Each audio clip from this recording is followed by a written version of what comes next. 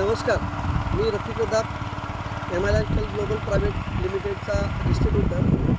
आम्ही धामणी या गावात ऊसासाठी आम्ही आपल्या मॅजिक ग्रो ऊसासाठी आपण काही खते दिली होती।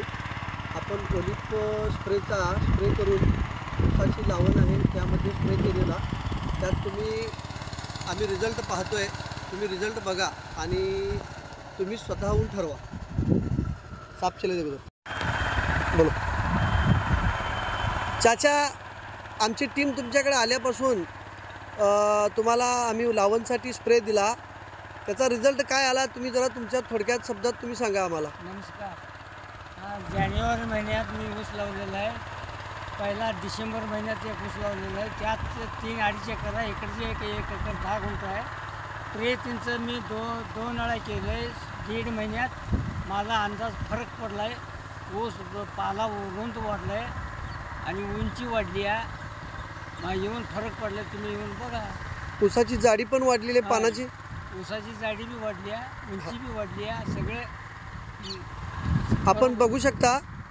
आपण आता हे इकडचं यापासून आपला इकडचा ऊस आहे तो 1 महिना 1 ते सव्वा महिना अगोदरचा ऊस आहे हा, आणि इकडचा आपण स्प्रे दिलेला हा ऊस आहे 1-1.5 महिना नंतरचा आहे। परंतु दोघांची सारखी तुम्हाला एक लेवलमध्ये दिसत असेल, इतका चांगला रिझल्ट आहे। आता आपण पुढचं भूअस्त्र, ग्रो मॅजिक आणि स्प्रे पुन्हा एकदा द्यायचं आहे, आणि त्याच्यानंतर ऊसाची कांडी, ऊसाची पात तुम्ही पाहू शकता। ऊसाची पात किती जाड आहे आणि किती रुंद आहे। ह्या न वापरलेल्या खताची पण तुम्ही बघू शकता, ऊसाची पात किती बारीक आहे आणि पातळ आहे।